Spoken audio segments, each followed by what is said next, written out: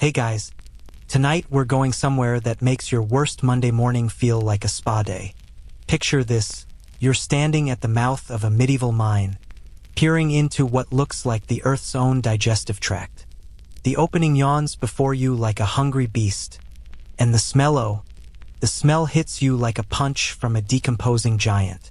It's a cocktail of sulfur, rotting timber, human waste, and something else you can't quite identify but definitely don't want to.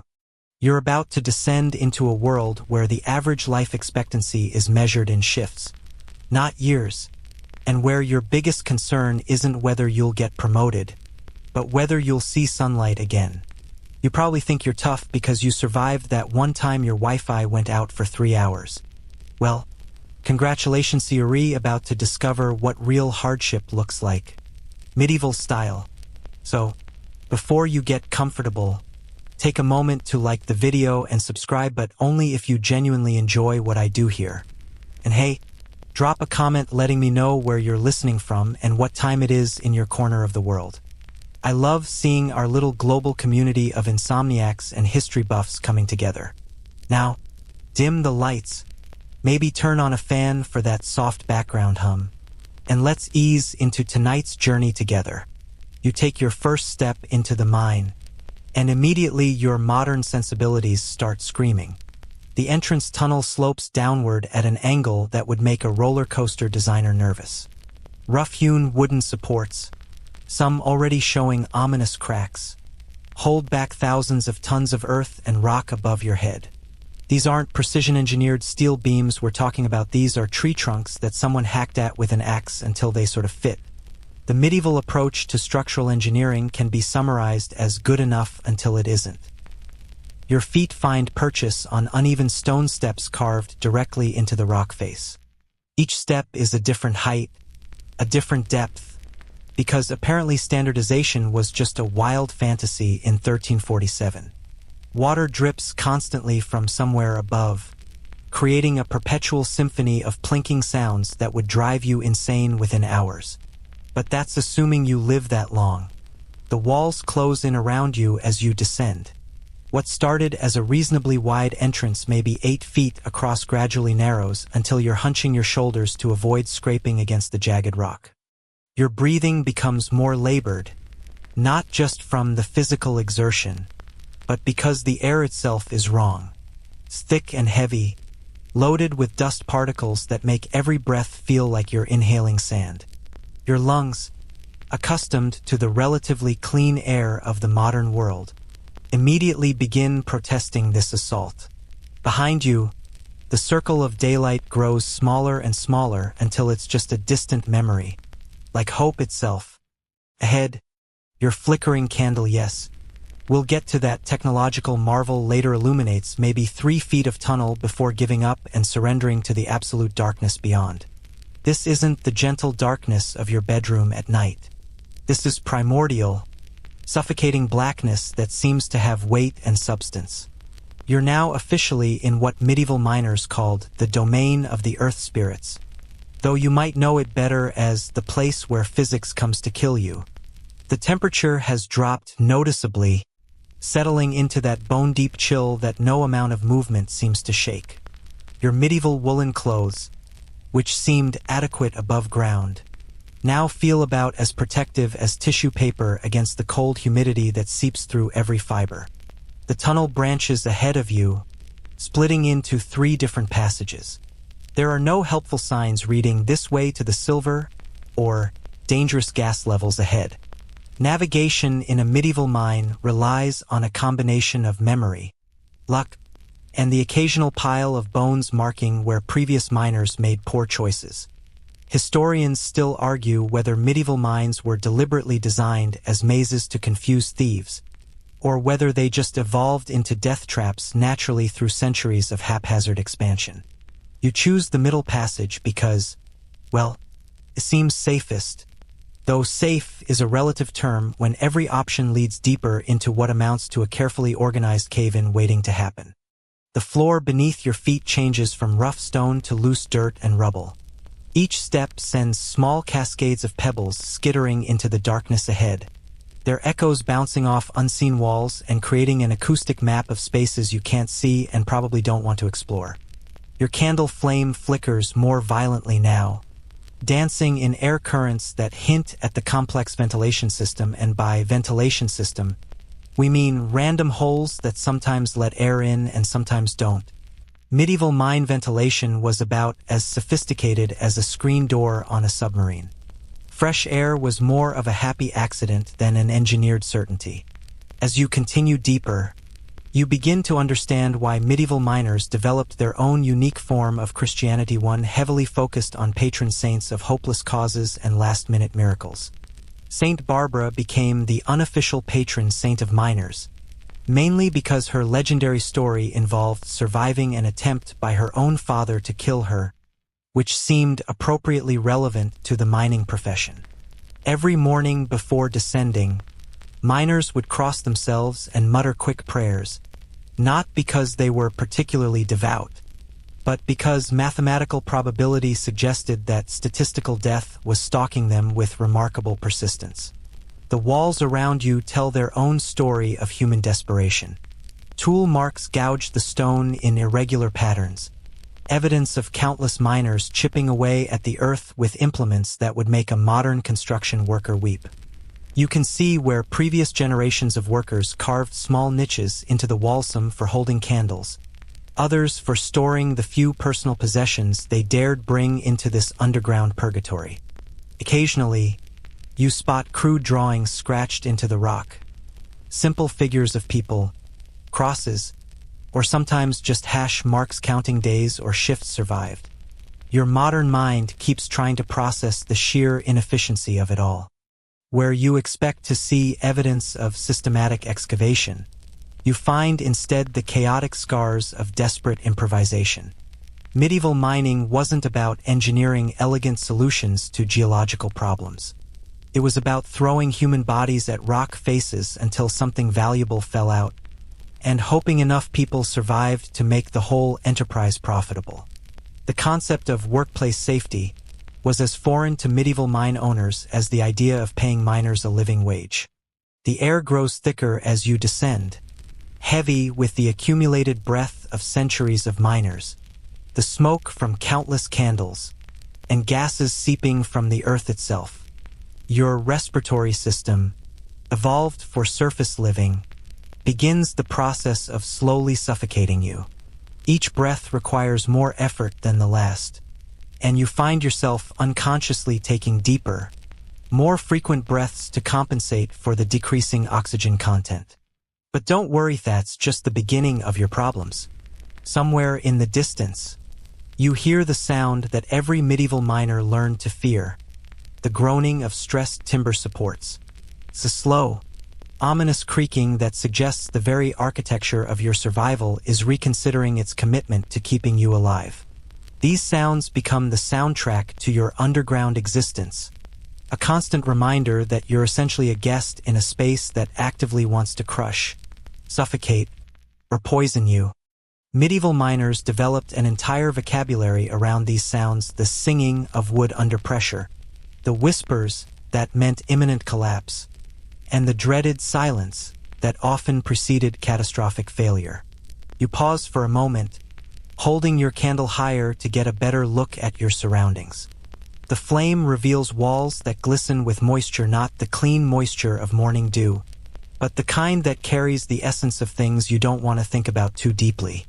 The rock face shows streaks of different colors, iron oxides that paint rusty red signatures across the stone, sulfur deposits that add their own special aromatherapy to the already fragrant environment, and other mineral deposits that create an abstract art gallery of geological processes you're about to become intimately familiar with.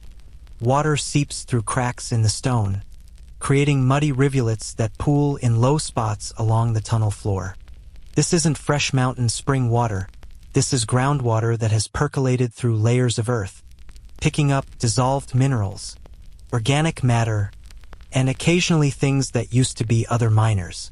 The water tastes metallic when it inevitably drips onto your lips, leaving behind a coating that makes you wish you'd packed more of that expensive bottled water you usually complain about buying. Your footsteps echo strangely in this space, creating acoustic effects that would be fascinating if they weren't so ominous. Sometimes the echoes suggest vast caverns just beyond your vision. Other times they imply tight spaces that might not accommodate a hasty retreat. Medieval miners developed an almost supernatural ability to read these acoustic signatures, distinguishing between the echo patterns that meant safety and those that meant run now and ask questions later. Sound became their radar system in a world where vision extended only as far as their flickering candle flames. The psychological weight of the environment begins to settle on you like a heavy blanket. Your brain, accustomed to the open spaces and abundant light of the surface world, starts processing this environment as fundamentally hostile to human life. Because it is. You're now officially in a space designed by geological forces that were never consulted about human habitability requirements. The claustrophobia creeps in gradually, first as a mild unease, then as a persistent anxiety, and finally as a primal panic that you have to actively suppress to continue functioning. The tunnel continues to descend, and you realize that down is the only direction that matters in this world.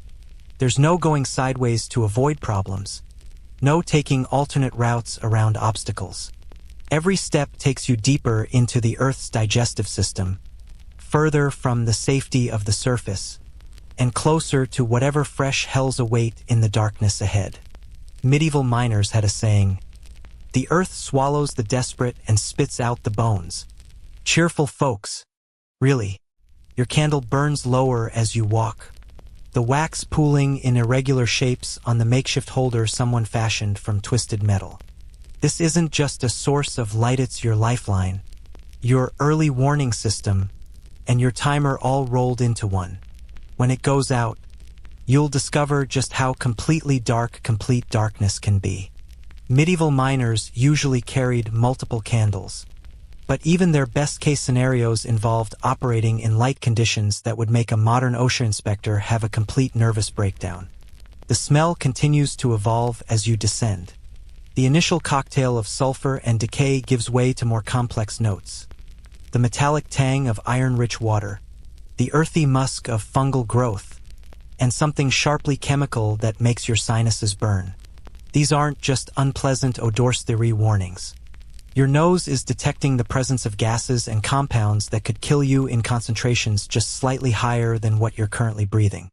Medieval miners learned to read these chemical signatures like a survival manual written in scent. Welcome to your new workplace. The commute is all downhill. The office has no windows.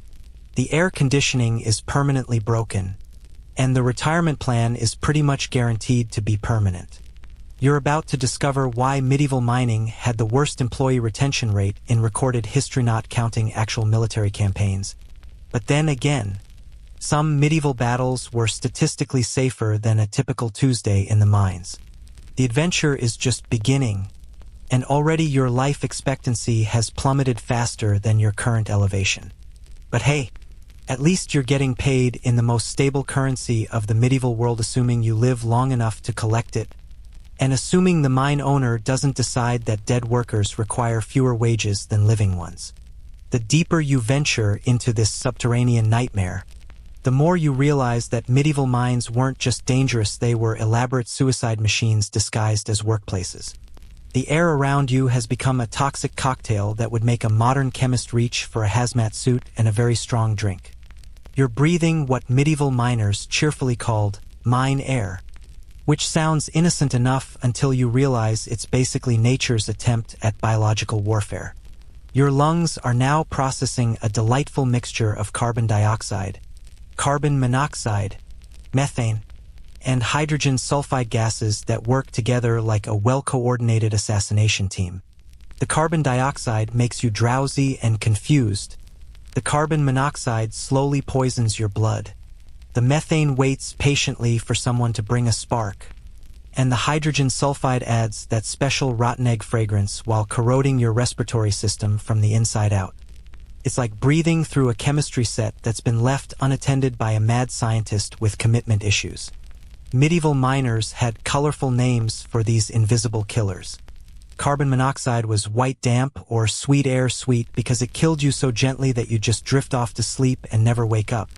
Methane earned the nickname fire damp for obvious reasons involving spectacular underground explosions that rearranged mine tunnels into modern art installations.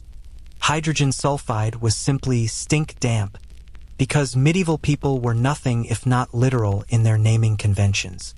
There was also choke damp, which was primarily carbon dioxide mixed with nitrogen, basically nature's own suffocation chamber delivered directly to your workplace. You notice your candle flame beginning to burn differently, lower, bluer, more erratic. This isn't just atmospheric ambience. It's your early warning system failing its certification test. Medieval miners learned to read candle flames like fortune tellers read tea leaves, except the future they predicted was usually immediate death by asphyxiation. A flame that burned low meant too much carbon dioxide. A flame that went out entirely meant you had about 30 seconds to run before joining the ranks of the permanently unconscious. A flame that burned too bright and hot meant methane levels were approaching the goodbye cruel world threshold. The genius of medieval mining safety protocol was that it relied entirely on waiting for people to die and then avoiding whatever killed them. No gas detectors, no ventilation engineers, no safety inspectors, just the tried and true method of human sacrifice to identify environmental hazards. Historians still argue whether this approach was born from technological limitations or from mine owners who viewed worker mortality as an acceptable business expense, though the evidence strongly suggests it was both. But the atmospheric dangers were just the opening act in this medieval theater of workplace hazards. The real star of the show was structural collapse, the mine's tendency to suddenly decide that holding up several thousand tons of rock was more work than it felt like doing. The wooden supports around you are holding back approximately 20,000 tons of rock and earth. Give or take a mountain. These timbers were selected using the highly scientific medieval method of, "This tree looks sturdy enough," combined with, "We can't afford anything better." The engineering calculations for proper support spacing were performed by experienced miners who used advanced mathematical techniques like "it held up yesterday," and "my grandfather said this should work." Medieval structural engineering in mines followed the same principles as medieval medicine. If the patient didn't die immediately, the treatment was considered successful. The fact that mine supports might fail catastrophically weeks or months later was viewed as a separate problem requiring separate solutions, preferably solutions that didn't cost additional money. The signs of impending structural failure are everywhere, if you know how to read them. That gentle creaking sound isn't the mine settling comfortably, it's the architectural equivalent of someone clearing their throat before delivering bad news. The small piles of dirt and pebbles accumulating at the base of support beams aren't just natural debris theory, the Earth's way of saying, "I'm tired of staying up here." The hairline cracks appearing in the stone walls aren't decorative features theory, geological stress fractures advertising the imminent collapse of everything above your head. Medieval miners developed an almost supernatural sensitivity to these warning signs, mainly because the alternative was becoming a permanent part of the mine's geological structure. They could detect the subtle changes in air pressure that preceded cave-ins, recognize the particular quality of creaking wood that meant evacuate immediately, and identify the specific types of dust patterns that indicated structural failure.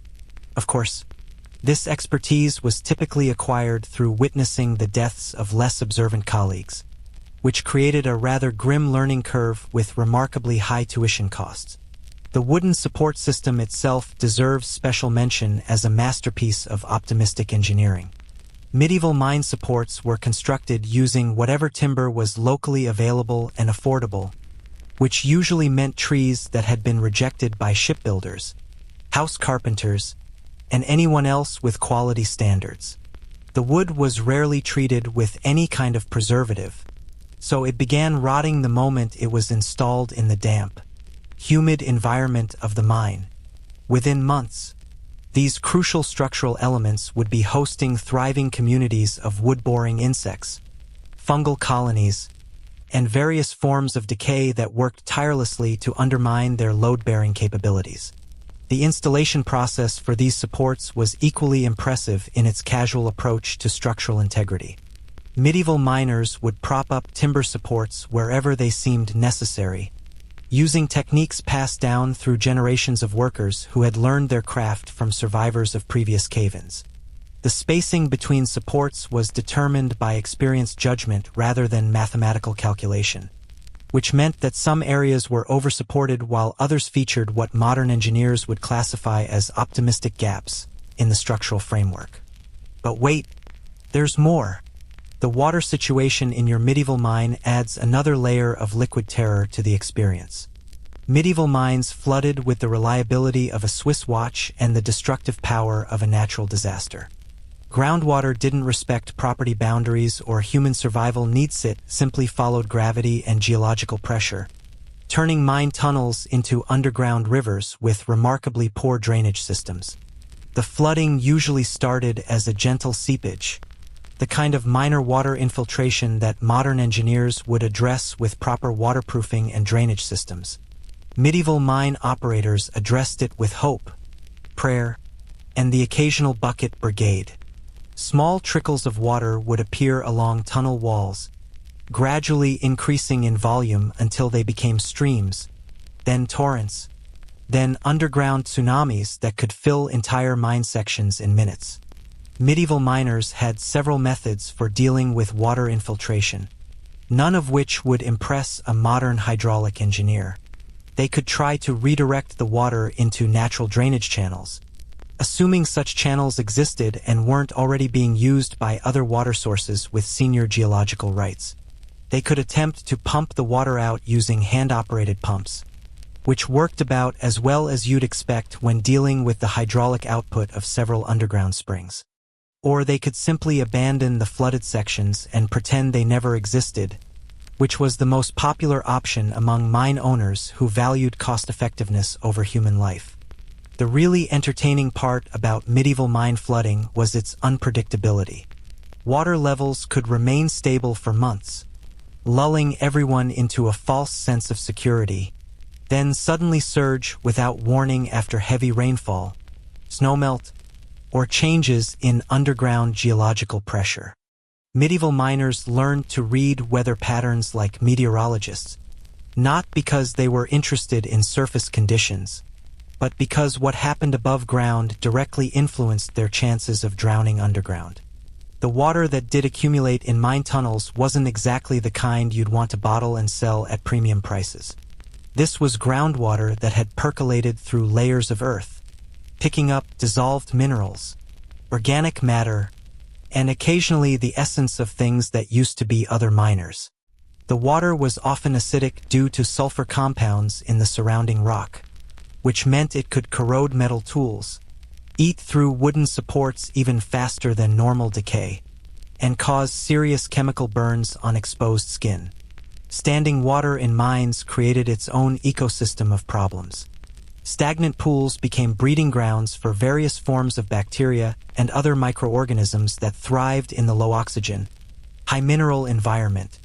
The water often developed a distinctive smell that combined the fresh scents of sulfur, iron oxide, and decomposing organic matter into a bouquet that would make a sewage treatment plant seem like a flower garden. But the real excitement came from the underground rivers that medieval miners occasionally intersected during their excavations. These subterranean waterways had been flowing through geological formations for thousands of years before humans decided to dig intersecting tunnels. The rivers didn't appreciate the interruption to their ancient flow patterns and frequently expressed their displeasure by flooding mine tunnels with the sudden violence of a broken dam.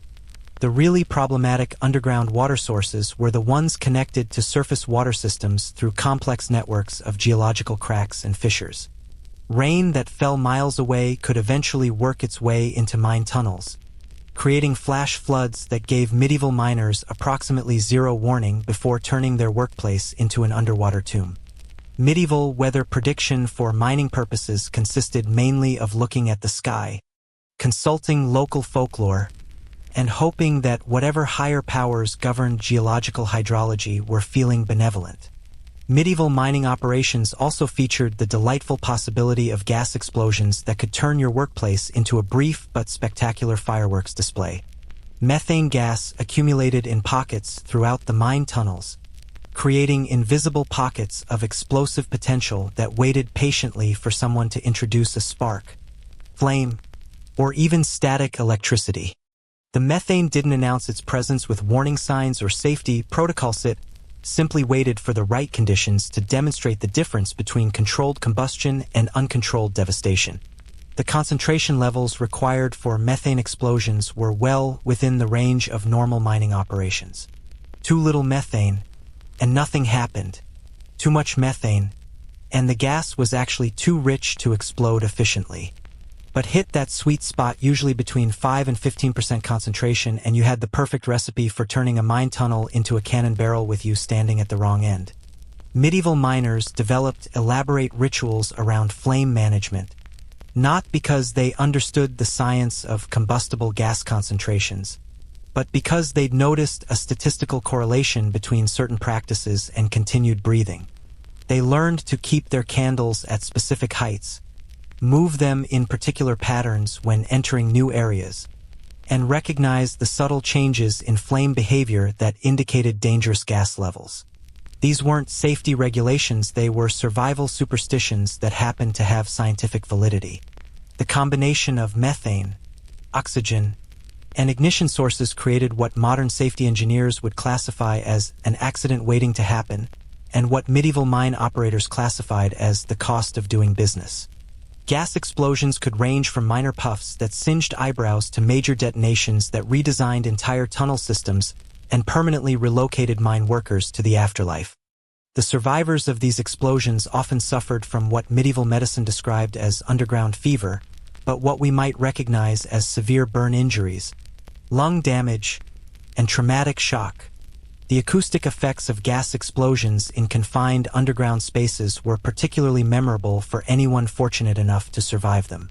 The sound of a methane explosion in a mine tunnel was like thunder amplified and concentrated into a space roughly the size of a large closet. The pressure wave could rupture eardrums, collapse lung tissue, and create internal injuries that medieval medicine was completely unprepared to treat. Your medieval mining experience is now complete with the atmospheric equivalent of a toxic waste dump. Structural supports designed by optimistic amateurs, water infiltration systems that would make Noah nervous, and explosive gas pockets that turn routine work into extreme sports. And we haven't even gotten to the part where you try to actually extract valuable minerals using tools that were primitive when the Romans used them. The air around you continues to thicken with each step deeper into this geological death trap. Your candle flame wavers uncertainly, like it's reconsidering its commitment to combustion in such a hostile environment. The wooden supports creak ominously overhead, discussing among themselves the structural integrity of holding up several thousand tons of rock indefinitely. Water drips steadily from cracks in the stone ceiling, each drop marking time until the next catastrophic failure of medieval engineering optimism. Welcome to medieval mining, where every breath might be your last. Every step could trigger a cave-in. Every flame might ignite an explosion, and every tunnel could flood without notice.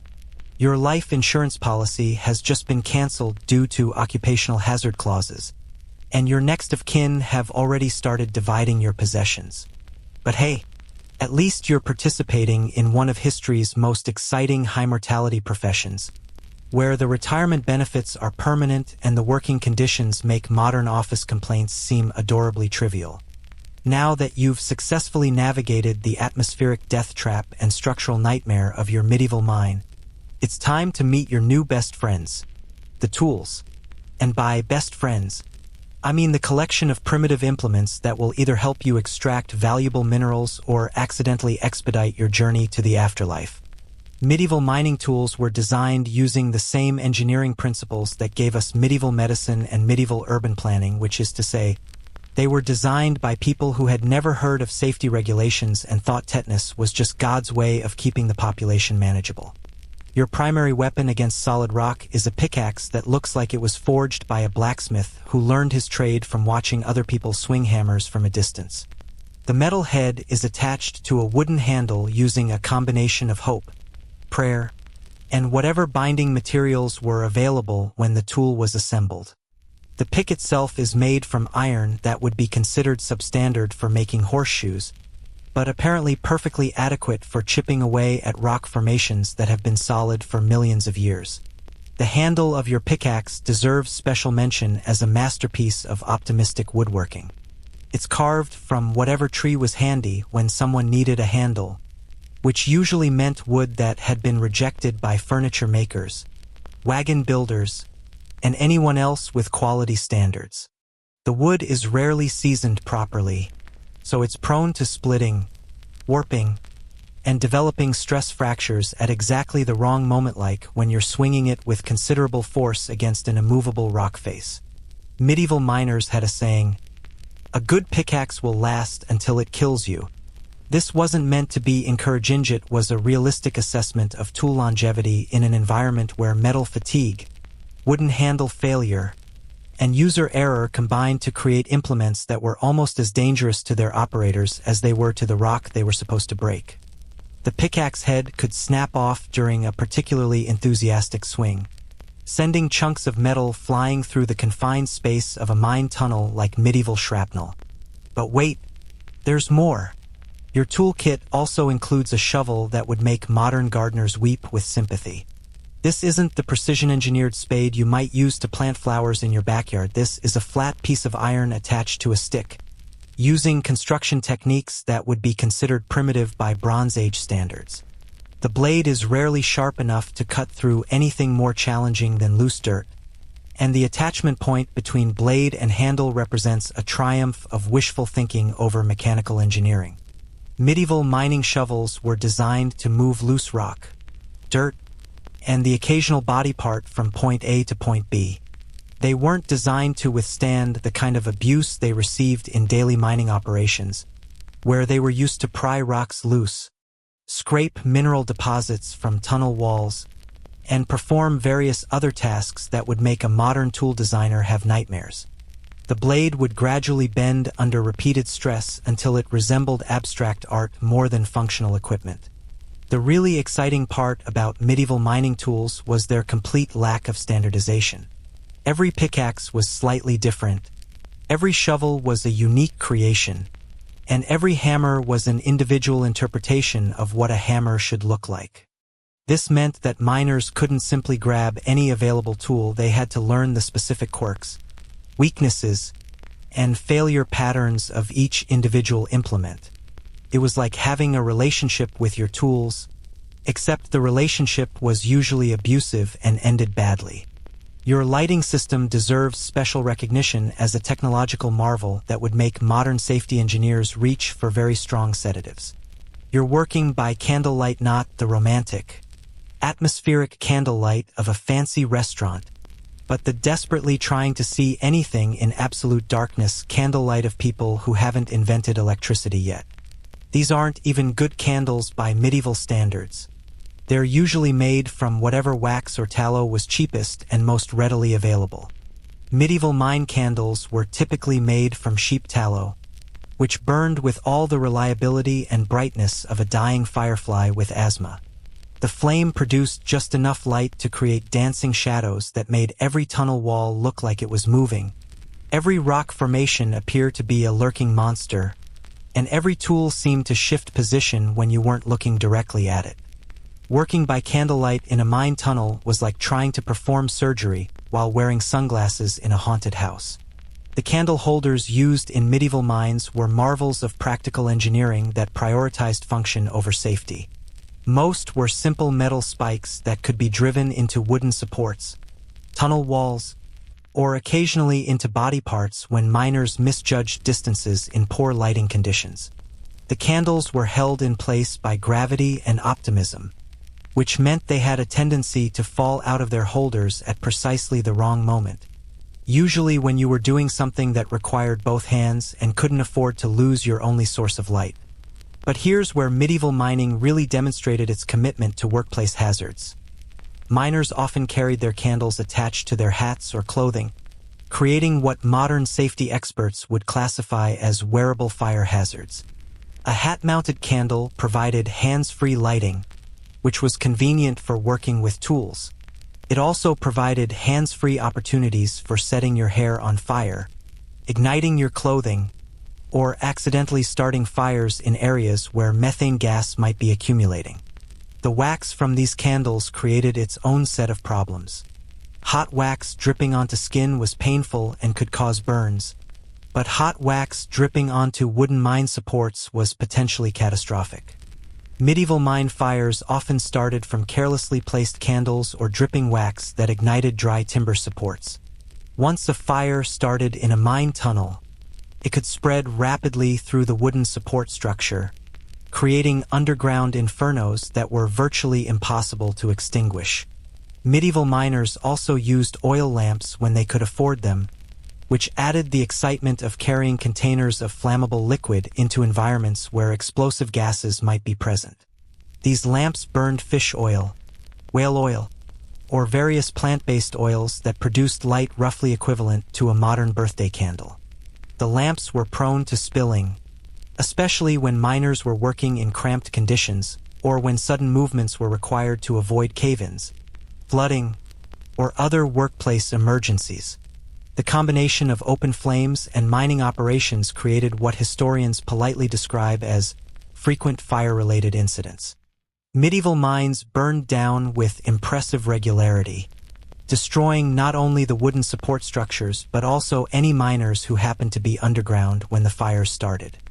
Mine fires could burn for weeks or months, making entire mining operations unusable until the fires burned themselves out or consumed all available fuel. Your tool maintenance routine in a medieval mine would make modern equipment managers have nervous breakdowns. There were no replacement parts, no repair manuals, and no maintenance schedules.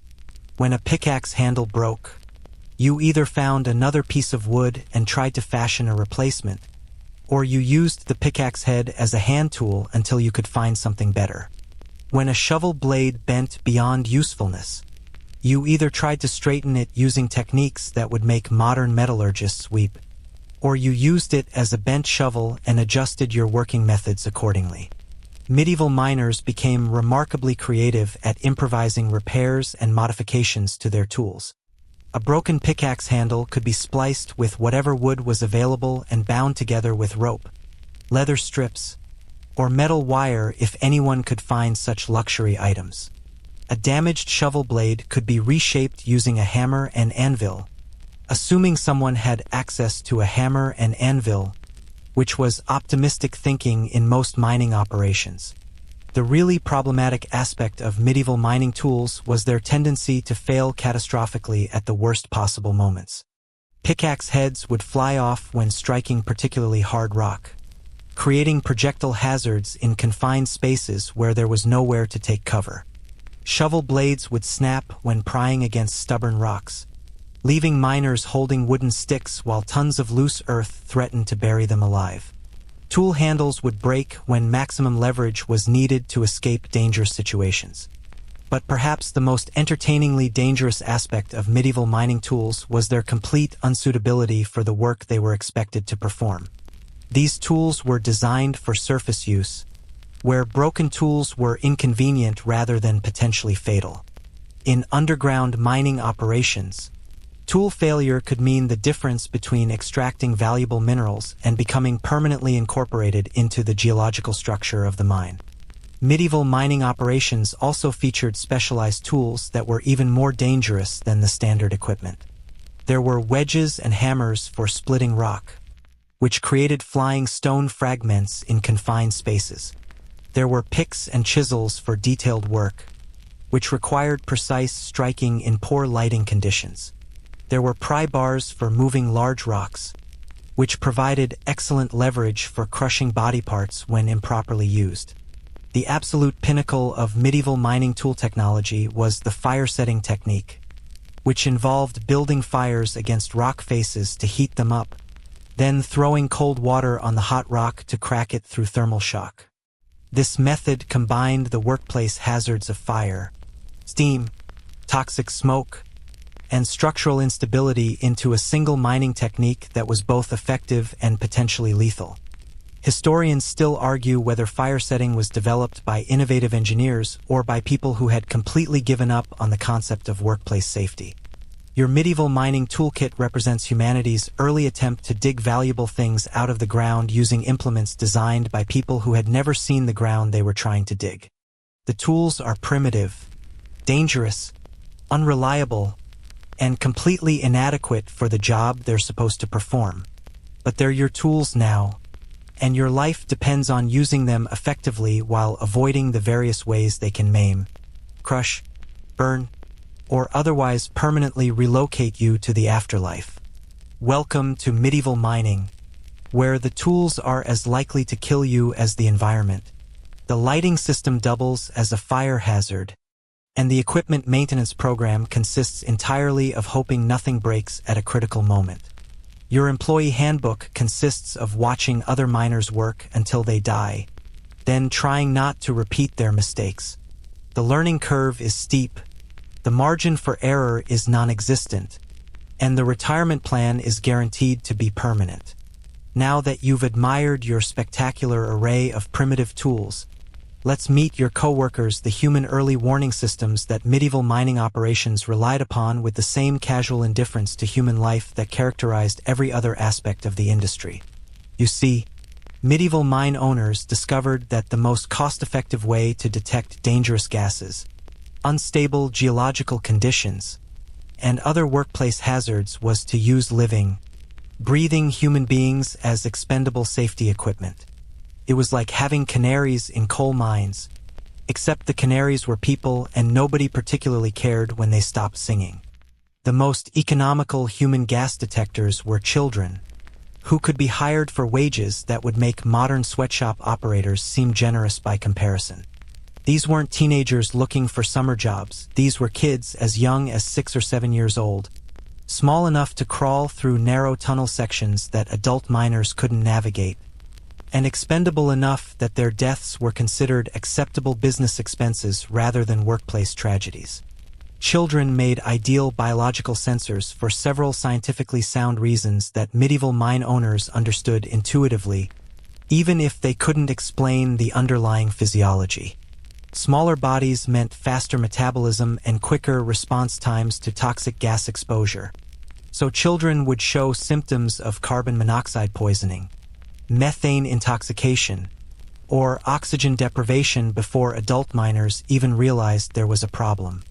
They were like organic early warning systems that came with their own mobility and could provide real-time updates on atmospheric conditions until they stopped providing updates permanently.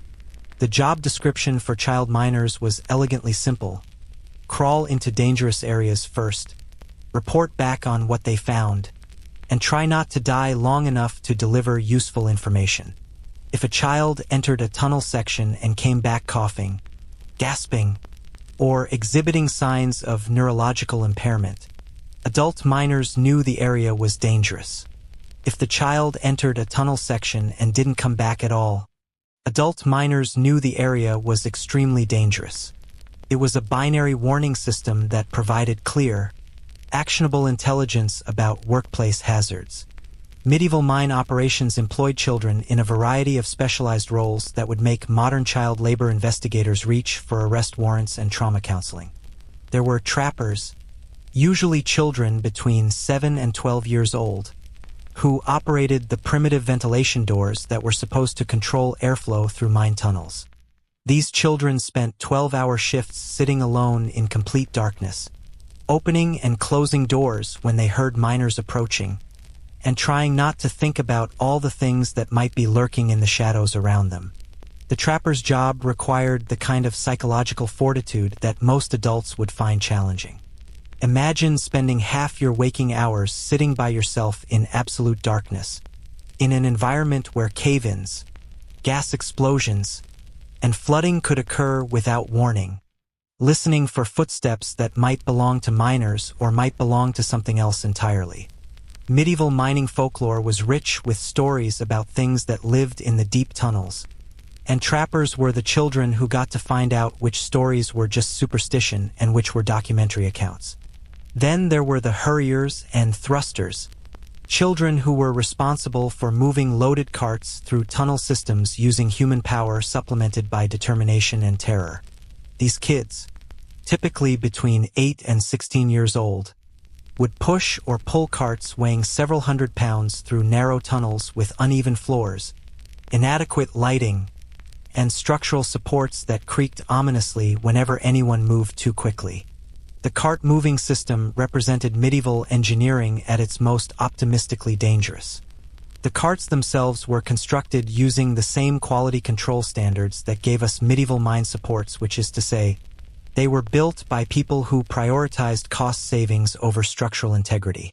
The wheels were wooden, often reinforced with metal strips if someone was feeling particularly generous with the maintenance budget. The axles were wooden dowels that gradually wore down under repeated use until the carts developed the kind of handling characteristics that would make modern transportation safety experts weep. The track system, where it existed at all, consisted of wooden planks laid more or less parallel through tunnel floors. Sometimes the planks were level. Sometimes they were at angles that created exciting opportunities for runaway carts to demonstrate the principles of gravity and momentum in educational ways. The track sections were joined together using whatever connection methods seemed practical at the time, which usually meant placing one plank next to another plank and hoping they stayed aligned under the stress of heavy cart traffic. But the real stars of the human early warning system were the adults who had survived long enough to develop expertise in medieval mining's more specialized forms of occupational suicide. These were the miners who had learned to read the subtle signs that indicated imminent death, and who had somehow managed to avoid most of those deaths long enough to pass their knowledge on to the next generation of underground casualties.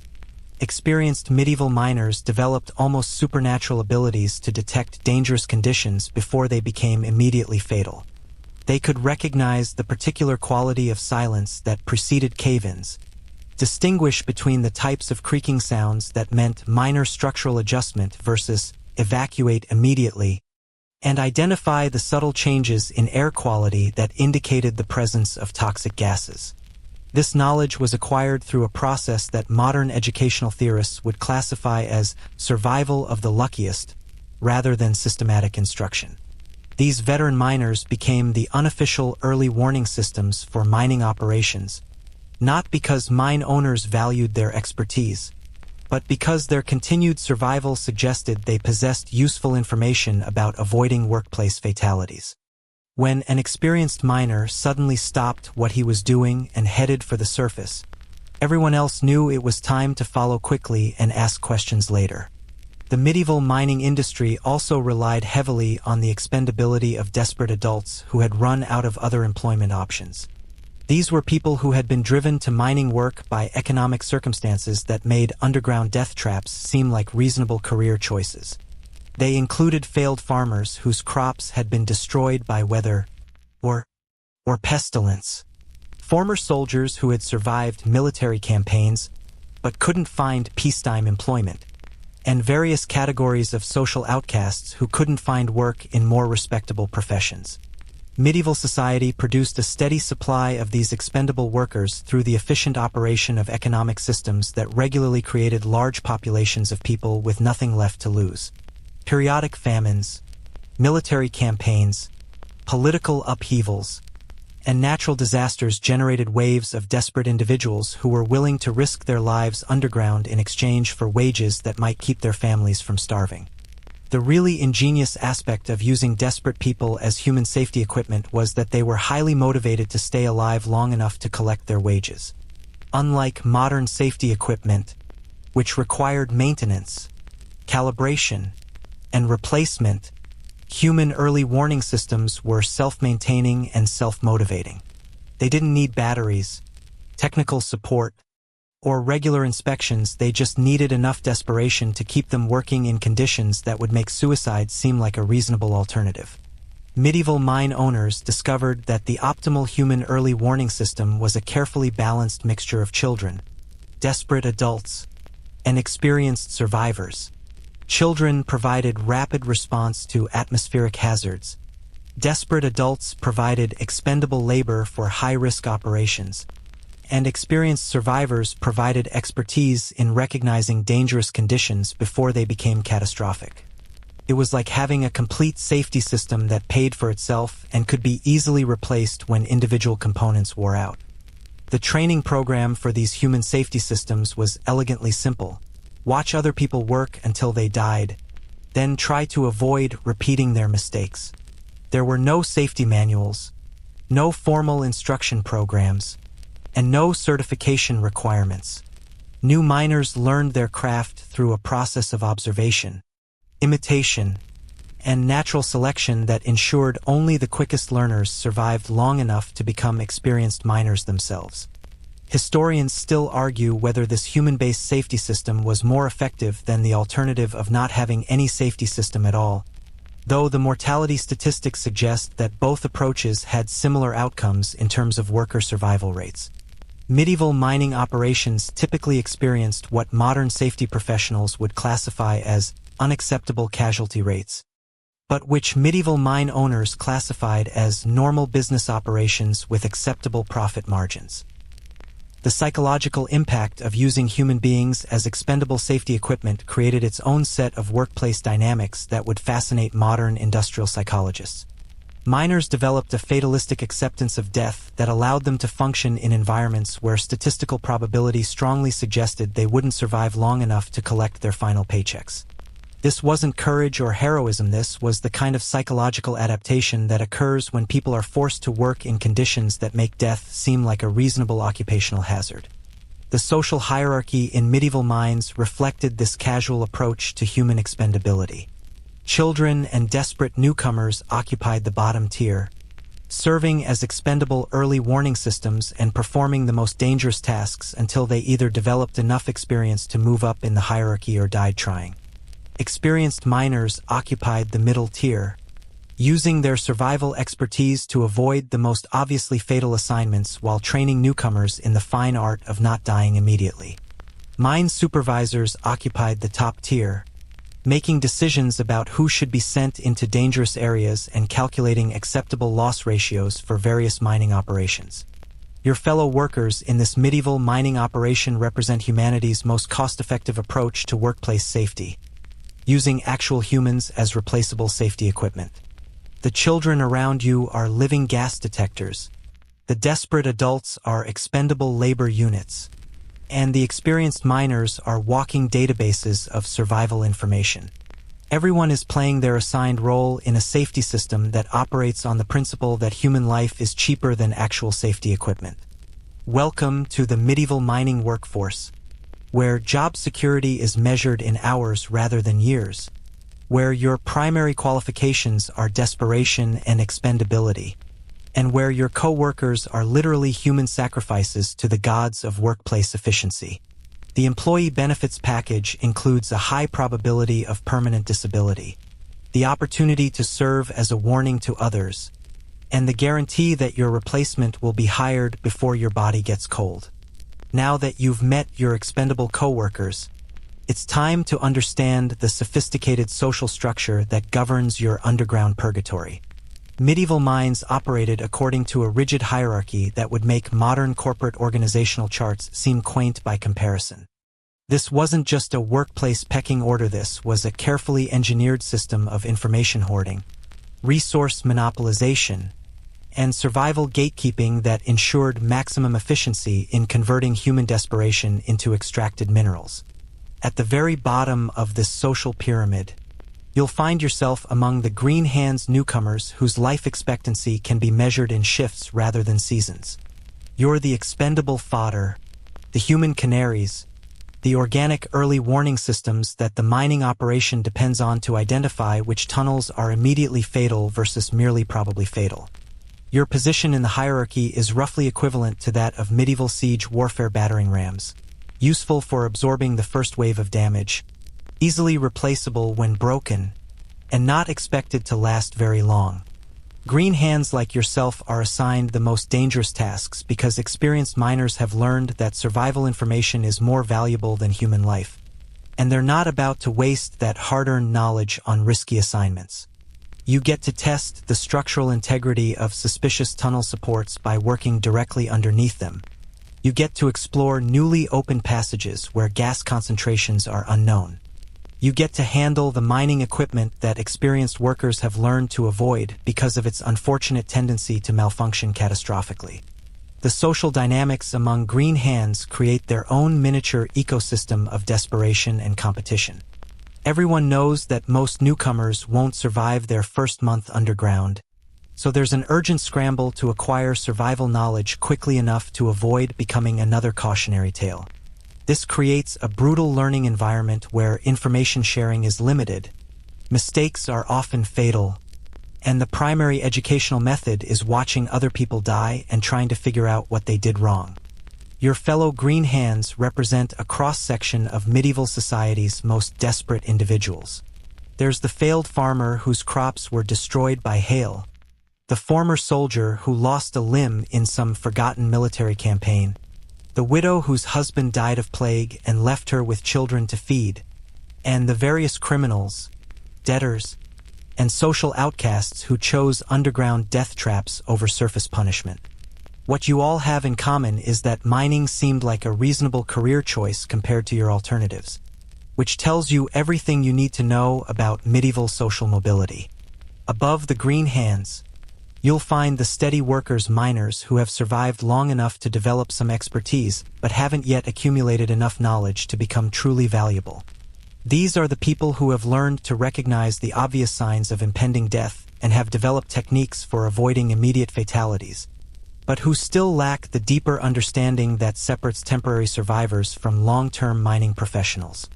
Steady workers occupy a precarious middle position in the mine's social structure. They're no longer completely expendable, but they're not yet valuable enough to be protected from dangerous assignments. They get the tasks that are probably survivable if you know what you're doing, but definitely fatal if you don't. This creates a constant pressure to acquire more survival knowledge while simultaneously being assigned to work situations that could easily end their opportunity for further learning.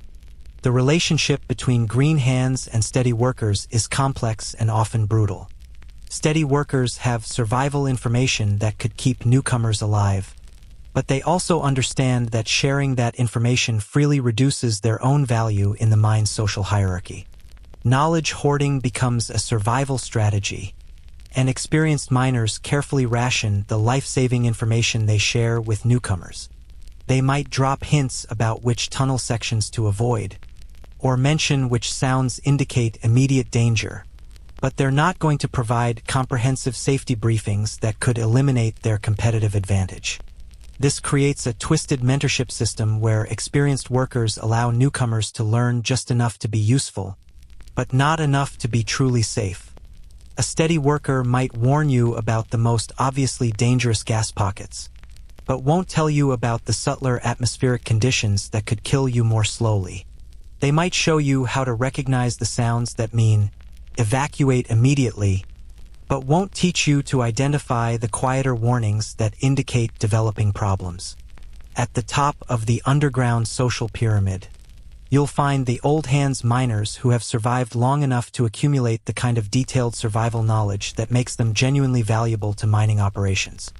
These are the people who can read the subtle signs that indicate changing geological conditions, who understand the complex relationship between weather patterns and mine safety, and who possess the kind of practical expertise that can't be learned from books because nobody has written books about medieval mining safety.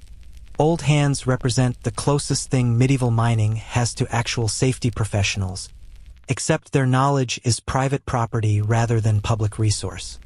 They've survived by learning to read the mine's moods, understanding its dangerous rhythms, and developing an almost supernatural ability to sense trouble before it becomes catastrophic. This knowledge makes them indispensable to mining operations, but it also makes them careful about sharing information that could reduce their value. The old hands control access to the safest working areas, the most reliable equipment, and the most accurate information about dangerous conditions. They've earned their privileged position by surviving situations that killed their less fortunate colleagues. And they maintain that position by carefully managing the flow of survival information to less experienced miners. They might share enough knowledge to keep their work crews functional, but they're not going to provide the kind of comprehensive safety training that could create competitors for their elevated status. The economic dynamics of this information hoarding system create perverse incentives that would fascinate modern behavioral economists. Old hands have invested years of their lives acquiring survival knowledge through a process that killed most of their contemporaries. This knowledge represents their primary asset in the mine's social economy, so they have strong economic incentives to prevent that knowledge from becoming widely available. Sharing survival information freely would reduce its scarcity value and undermine their position in the mine's hierarchy. Medieval mine supervisors and owners understood these social dynamics and actively encouraged the knowledge-hoarding behavior that kept experienced miners invested in the operation's success. Old hands who possessed valuable survival knowledge were given better working conditions, safer assignments, and higher wages, not because mine owners valued their lives, but because they valued their expertise. This created a system where survival knowledge became a form of private property that experienced miners had economic incentives to protect. The hierarchical structure also extended to specialized roles within the mining operation that created their own internal status systems. There were the timbermen who maintained the wooden support structures, a job that required considerable skill and offered slightly better survival prospects than general mining work.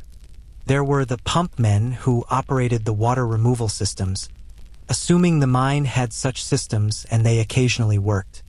There were the fire setters, who specialized in the controlled application of thermal shock to break apart rock formations, a job that combined pyrotechnics with geology in ways that would make modern safety inspectors require sedatives. Each of these specialized positions came with its own body of technical knowledge and its own internal hierarchy based on experience and survival rates. The timbermen had their own apprenticeship system that involved learning to recognize different types of wood stress, understanding load distribution principles through practical experience, and developing the ability to repair structural supports while they were actively holding up thousands of tons of rock. This wasn't knowledge you could acquire from textbooks. This was expertise that had to be learned through hands-on experience that frequently resulted in hands being removed from their owners. The pump men represented the closest thing medieval mining had to hydraulic engineers, except their training consisted entirely of learning to operate primitive water removal systems through trial and error. They had to understand how to maintain hand-operated pumps, how to construct drainage channels, and how to recognize the signs that indicated water infiltration was about to overwhelm the mine's capacity to remove it. This knowledge was acquired through a learning process that regularly involved watching previous pump men drown when they miscalculated water flow rates or pump capacity. The fire setters occupied a unique position in the mining hierarchy because their specialized knowledge involved controlled applications of extremely dangerous techniques. They understood how to build fires against rock faces to create thermal expansion, how to apply cold water to create thermal shock fractures, and how to manage the resulting steam, smoke, and structural instability. This expertise was both highly valuable and extremely hazardous to acquire, which meant fire setters had high status in the mining community and equally high mortality rates.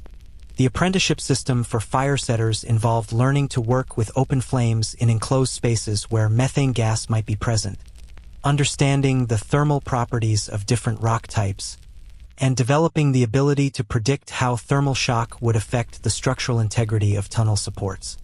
The learning curve was steep, the margin for error was non-existent, and the consequences of miscalculation typically involved spectacular explosions that provided educational experiences for any survivors. Historians still argue whether the hierarchical information hoarding system in medieval mines was more effective than alternative approaches to workplace safety, though the evidence suggests that most alternative approaches involved even higher casualty rates. The system did succeed in creating incentives for experienced workers to remain in the mining profession long enough to train their replacements, even if the training process involved a casualty rate that would make military combat seem relatively safe. The psychological effects of this social hierarchy created their own set of workplace dynamics that would provide material for doctoral dissertations in industrial psychology. Miners developed complex survival strategies based on social positioning rather than technical safety measures. Success in medieval mining depended as much on understanding the human hierarchy as it did on understanding geological conditions. Knowing which experienced miners might share useful information, understanding the social costs of asking for help, and navigating the complex relationships between different levels of the mining hierarchy became essential survival skills. The competition for higher positions in the hierarchy created workplace tensions that added psychological stress to the already considerable physical dangers of mining work. Miners had to balance the need for survival information against the social costs of seeking help from higher-ranking workers. They had to compete for access to safer working areas while maintaining the cooperative relationships necessary for group survival in dangerous situations. They had to demonstrate enough competence to avoid the most dangerous assignments while not appearing so capable that they threatened the status of more experienced miners. The information economy within medieval mines created its own currency system based on survival knowledge rather than monetary exchange. Experienced miners would trade specific pieces of safety information for favors, better working positions, or shares of any valuable minerals discovered during mining operations.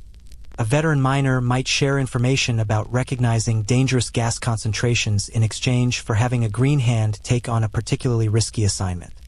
An old hand might reveal the location of structural weak points in tunnel supports in exchange for first pick of the better mining tools. This knowledge-based economy meant that your value as a worker was determined not just by your physical ability to extract minerals, but by your capacity to acquire, retain, and strategically deploy survival information. Miners who were quick learners and careful observers could advance in the hierarchy more rapidly than those who relied purely on physical strength or endurance. However, the learning process was complicated by the fact that the most valuable information was closely guarded by the people who had paid for it with years of dangerous experience. Your position as a green hand at the bottom of this hierarchy means you have access to the least reliable information, the most dangerous working conditions, and the highest probability of becoming a cautionary tale for future newcomers. The experienced miners around you possess the knowledge that could keep you alive, but they have strong economic and social incentives to share that knowledge selectively and gradually. Your survival depends on learning to navigate this social system quickly enough to acquire useful information before you encounter the conditions that information is designed to help you avoid. The mine's social structure also created informal networks of mutual support that operated alongside the formal hierarchy. Groups of miners who worked together regularly would develop their own information-sharing agreements, pooling their collective survival knowledge to improve everyone's chances of surviving their shifts. These networks were based on relationships of trust and reciprocity that had to be carefully maintained in an environment where individual survival often conflicted with group cooperation. Welcome to the medieval mining social hierarchy, where knowledge is power, information is private property, and your life depends on convincing people with survival expertise that you're worth keeping alive long enough to become useful. The organizational chart is written in tombstones. The promotion criteria include not dying, and the employee handbook consists of whatever hints you can gather from workers who view your survival as competition for their elevated status in the underground social economy. Now that you've mastered the social dynamics of your underground death trap, it's time to explore medieval medicine's approach to treating mining-related injuries, a field of study that combined the therapeutic sophistication of witch doctoring with the diagnostic accuracy of rolling dice. When you inevitably sustain injuries in your medieval mine, you'll discover that medical treatment follows the same scientific principles as medieval mining safety. Hope for the best, pray to appropriate saints, and try not to die while the professionals figure out what they're doing. Medieval mining injuries fell into several convenient categories that medical practitioners could easily identify, even if they couldn't actually treat them effectively. There were the crushing injuries from cave-ins, which medieval doctors approached with the same enthusiasm that modern physicians might show for treating dinosaur bites. There were the respiratory ailments from breathing toxic mine atmosphere for extended periods, which medieval medicine addressed using therapeutic techniques that would make modern pulmonologists reach for very strong sedatives. There were the burns from fire-setting operations and exploding methane pockets, which medieval medical theory explained through complex interactions of bodily humors that had no relationship to actual burn physiology. The medieval understanding of occupational lung disease was particularly impressive in its creative departure from medical reality. Miners who spent years breathing rock dust, toxic gases, and various other atmospheric delights developed what modern medicine recognizes as pneumoconiosis, silicosis, and chronic obstructive pulmonary disease. Medieval physicians diagnosed these conditions as imbalances of the four bodily humors: blood, phlegm, yellow bile, and black bile that had been disrupted by spending too much time in environments that were naturally opposed to human survival. Medieval medical theory held that underground work exposed miners to excessive cold and moisture, which increased the production of phlegm and disrupted the natural balance of bodily humors. The treatment for mining-related respiratory ailments involved restoring proper humoral balance through bloodletting, purging, and the administration of herbal remedies that were supposed to counteract the cold, moist influences of underground work. This approach was about as effective as treating a bullet wound with positive thinking, but it gave medical practitioners something to do while their patients died slowly from lung disease.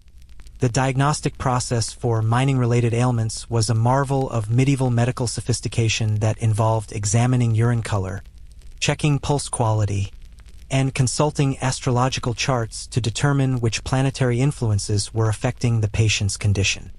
Physicians would study samples of the patient's urine in special flasks, looking for colors, clarity, and sediment patterns that would reveal the underlying humoral imbalances causing the illness.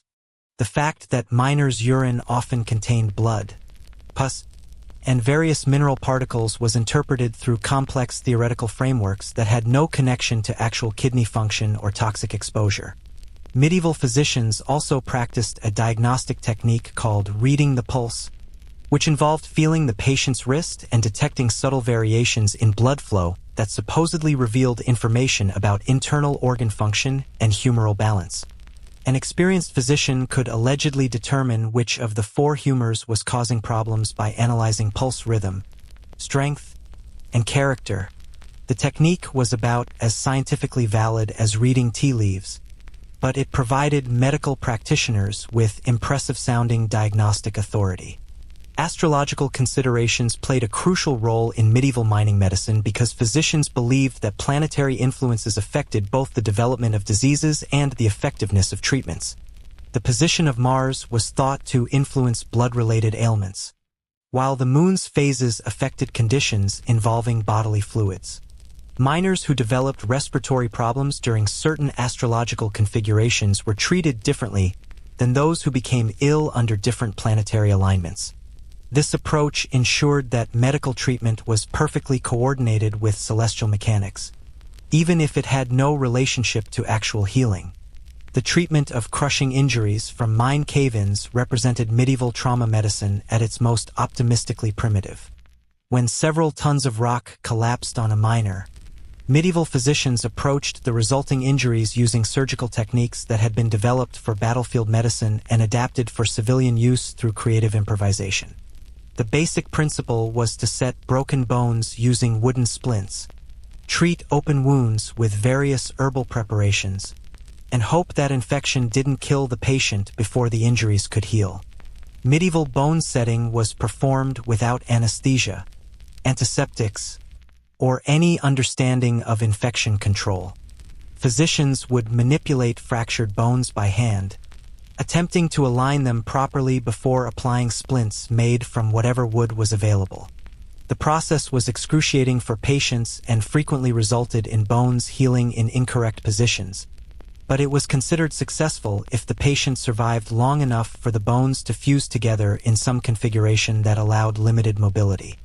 Open wounds from crushing injuries were treated using a combination of herbal remedies, animal-derived preparations, and various substances that medieval medical theory suggested would promote healing. Popular wound treatments included applications of honey, wine, various plant extracts, and preparations made from animal fat, crushed insects, and powdered minerals. Some of these treatments were accidentally effective due to their antimicrobial properties, but most were based on theoretical principles that had no connection to actual wound healing. The medieval approach to treating burns from mining accidents was equally impressive in its creative departure from effective medical practice. Burns from fire-setting operations, exploding methane, or contact with hot metal tools were treated using cooling applications that were supposed to counteract the excessive heat that had caused the injury. Popular burn treatments included applications of cold water, wet clay, various plant juices, and preparations made from egg whites, milk, and animal fat.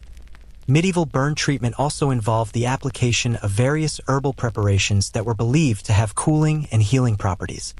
Physicians would prepare ointments and poultices using ingredients like aloe, plantain, comfrey, and other plants that medieval medical theory classified as having cold, moist qualities that could counteract the hot, dry effects of burn injuries. Some of these herbal treatments were actually beneficial due to their anti-inflammatory and antimicrobial properties, but the selection process was based on theoretical humoral principles rather than empirical evidence. But perhaps the most entertaining aspect of medieval mining medicine was its approach to treating poisoning from toxic gas exposure. Medieval physicians understood that miners sometimes became ill after breathing bad air in underground tunnels, but their explanation for these symptoms involved complex theories about atmospheric corruption rather than chemical toxicity. Bad air was thought to contain corrupted humors that entered the body through respiration and disrupted the natural balance of bodily functions. The treatment for gas poisoning involved purging the corrupted humors from the patient's system using techniques that would make modern toxicologists weep with dismay. Patients were subjected to vigorous bloodletting to remove corrupted blood, given powerful laxatives to purge corrupted humors from their digestive systems, and administered emetics to induce vomiting that would expel corrupted substances from their stomachs. This approach typically left patients weakened and dehydrated at exactly the time when they needed supportive care to recover from toxic exposure. Medieval physicians also believed that certain herbal preparations could counteract the effects of corrupted air by restoring proper humoral balance. Patients suffering from gas poisoning were given various plant-based remedies that were supposed to have warming, drying qualities that could counteract the cold, moist corruption they had inhaled. Popular treatments included preparations made from garlic, ginger, pepper, and other substances that medieval medical theory classified as having hot, dry properties. Historians still argue whether medieval medicine was more harmful than helpful for treating mining-related injuries, though the mortality statistics suggest that most patients would have been better off receiving no treatment at all. The combination of ineffective diagnostic techniques, treatments based on incorrect theoretical principles, and complete lack of understanding about infection control created a medical system that often accelerated death rather than promoting healing. The really problematic aspect of medieval mining medicine was that it gave patients and their families false hope that medical treatment could address injuries that were essentially untreatable given the available technology and knowledge. Miners who developed serious respiratory ailments from years of toxic gas exposure would spend their remaining resources on medical treatments that had no chance of success, leaving their families impoverished as well as bereaved. Medieval mining operations typically employed no medical professionals at all, leaving injured workers to seek treatment from local physicians, herbalists, or folk healers who had no specialized knowledge about occupational injuries. The diagnostic and treatment techniques used for mining-related ailments were the same ones used for treating farming accidents, military injuries, and various civilian illnesses. There was no recognition that mining injuries might require specialized medical knowledge or different treatment approaches. The medieval approach to occupational medicine was based on the assumption that workplace injuries were fundamentally similar to other types of trauma and illness, just occurring in different circumstances. A miner crushed by falling rocks was treated using the same techniques that would be applied to a farmer injured by a runaway ox. A worker suffering from toxic gas exposure received the same treatments that would be given to someone with a fever or respiratory complaint. The idea that different types of work might create different types of medical problems was not part of medieval medical thinking. Your experience with medieval mining medicine will depend largely on which type of injury you sustain and how quickly you can access treatment, though the quality of that treatment will be uniformly terrible regardless of the specific medical problem. If you're fortunate enough to sustain only minor injuries, you might survive long enough to develop the chronic health problems that will eventually kill you more slowly.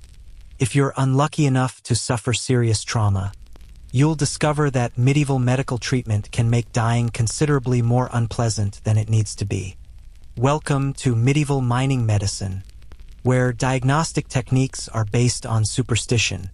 Treatments are designed by people who learned anatomy from butchers, and the most effective therapy is usually prayer combined with hoping that whatever killed your coworkers won't kill you quite as quickly. The medical professionals are confident in their abilities. The treatments are based on centuries of traditional practice, and the survival rates suggest that medieval mining was slightly more dangerous than medieval warfare, which is saying something.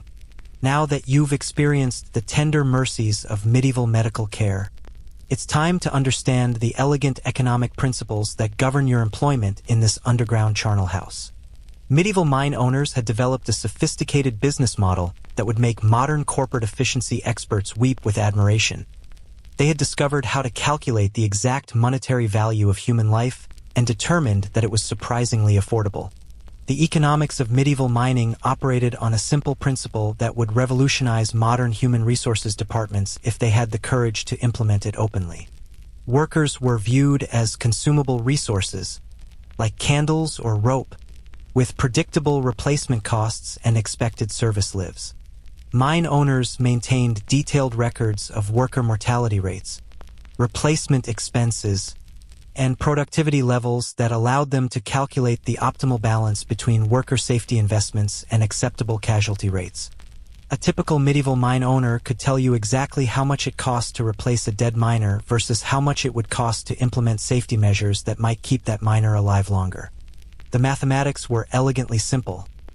If worker replacement costs were lower than safety improvement expenses, then worker replacement was the more economically rational choice.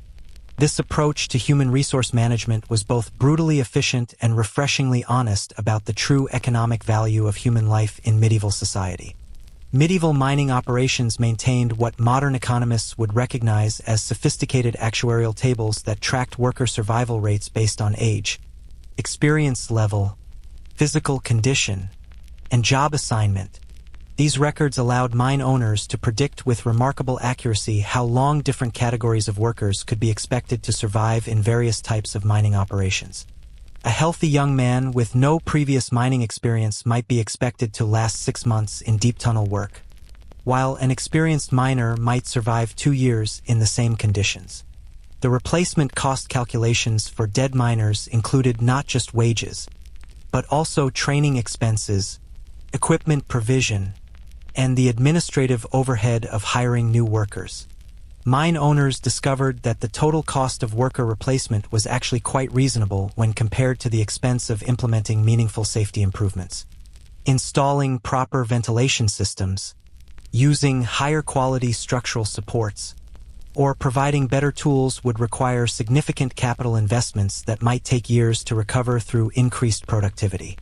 Medieval mine accounting systems treated worker deaths as normal business expenses, like tool breakage or equipment wear.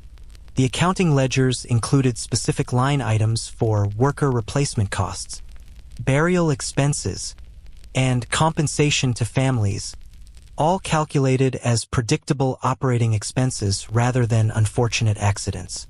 This approach provided mine owners with clear financial incentives to maintain casualty rates at levels that optimize profitability rather than worker survival.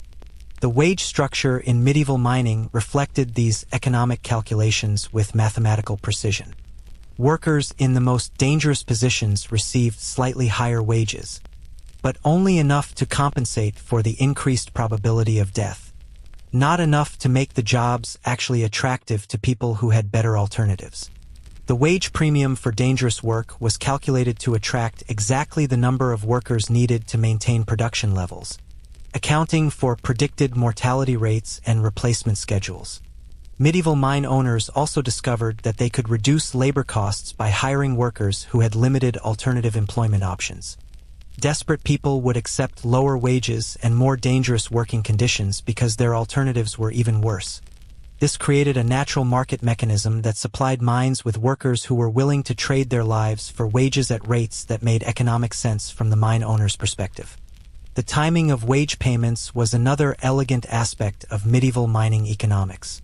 Workers were typically paid at the end of each week or month, which meant that miners who died during their employment period generated labor value without requiring full compensation.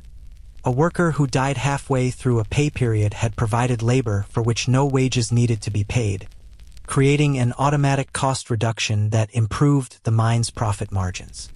Medieval mine owners also developed creative approaches to reducing the financial impact of worker injuries that didn't result in immediate death. Injured workers who could no longer perform their previous duties might be reassigned to less demanding tasks at reduced wages, or they might be dismissed entirely without compensation.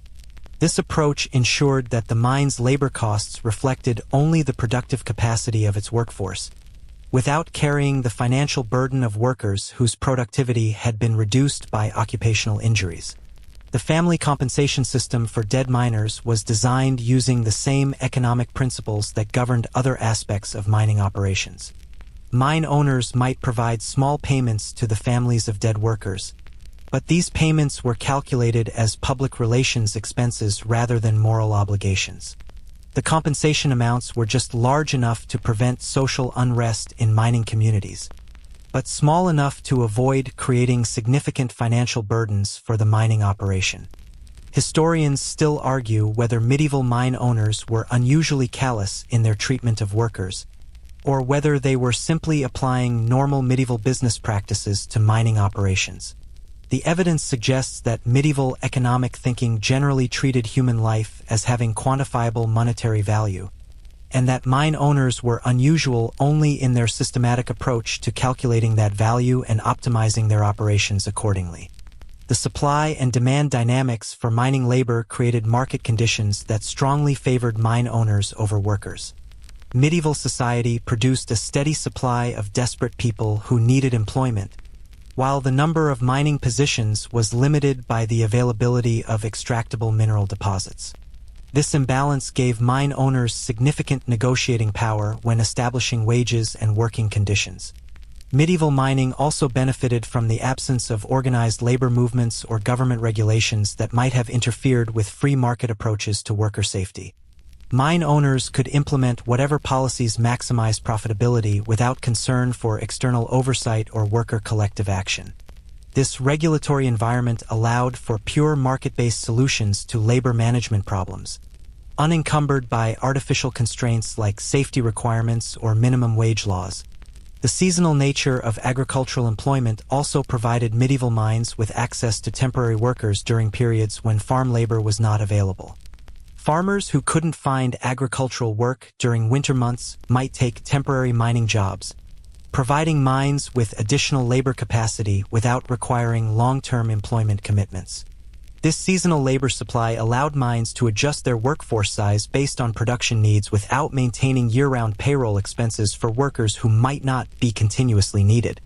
Medieval mine owners also discovered that they could reduce training costs by using experienced workers to train newcomers, rather than providing formal instruction programs. The apprenticeship system transferred training expenses from mine owners to workers, while ensuring that new miners acquired the skills necessary for productive work. The fact that this training process resulted in high casualty rates among newcomers was viewed as a normal part of the skill acquisition process rather than a training program failure. The technological limitations of medieval mining created additional opportunities for cost optimization through creative workforce management. Since mining operations required large amounts of human labor for tasks that couldn't be mechanized, mine owners could achieve production increases primarily through workforce expansion rather than capital investment in equipment. This meant that labor costs were the primary variable expense in mining operations, creating strong incentives for optimizing worker productivity and minimizing per-worker expenses.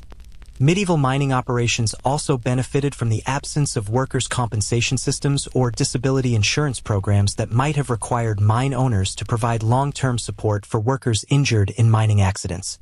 Workers who were injured on the job became their own responsibility or their family's responsibility, removing any financial liability from mine owners for the long-term consequences of workplace injuries.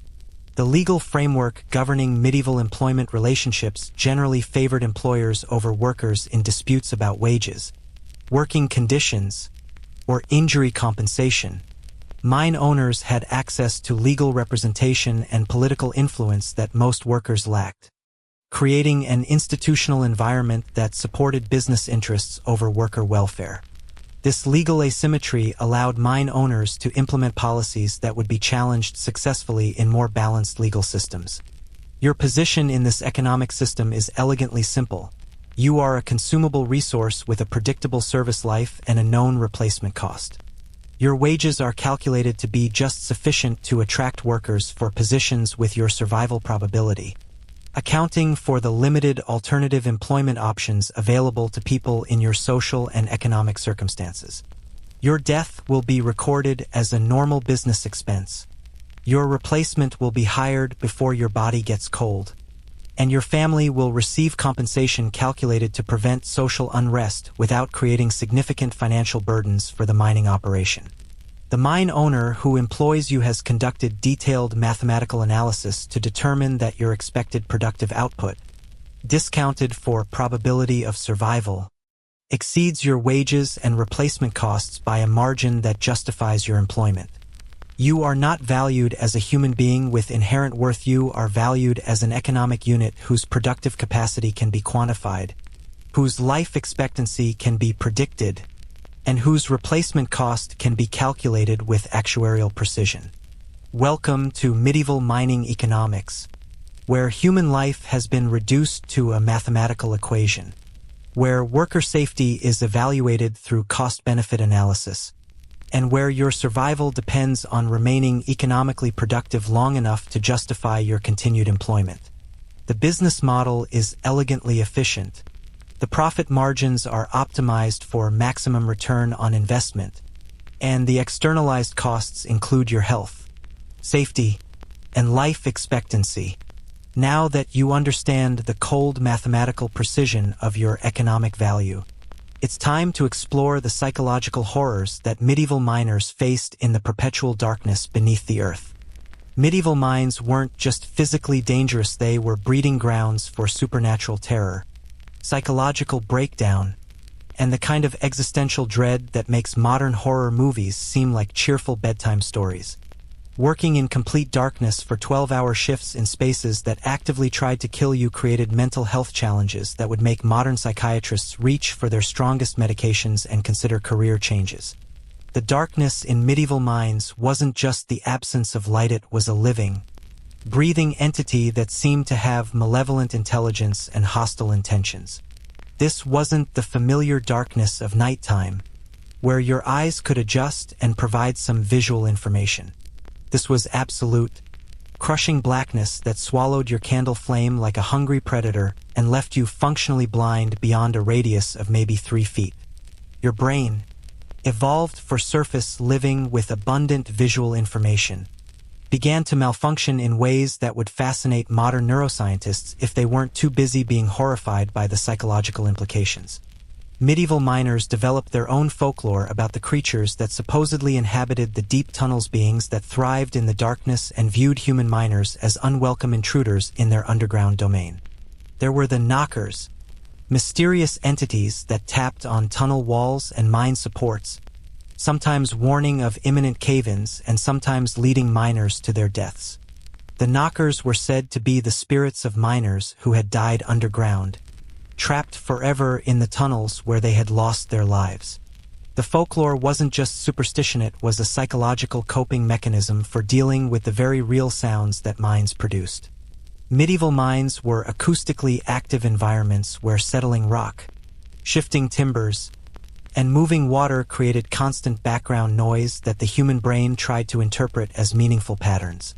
The tapping, scratching, and knocking sounds that miners heard were often produced by geological processes.